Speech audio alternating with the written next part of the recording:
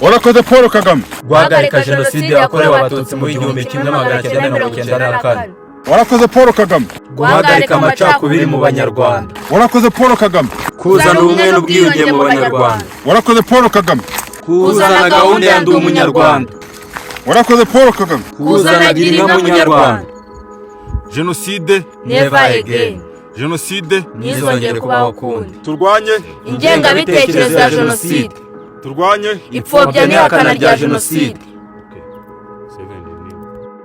Jenoside yasize imfubyi. Jenoside isiga abapfakazi. Jenoside isiga amatongo. Jenoside isiga agahinda mu banyarwanda. Ariko twe bake twarokotse turiho kandi turiho neza. Ikivi mwasize ikivi cyanyu tuzacyusa. Twibuke kwiyubaka. Twibuke kwiyubaka. Nyakubahwa His Excellency Paul Kagame, twebwe nk'urubyiruko nitwe mbaraga z'ejo hazaza. Twibuke kwiyubaka. aho u Rwanda rujya ni heza.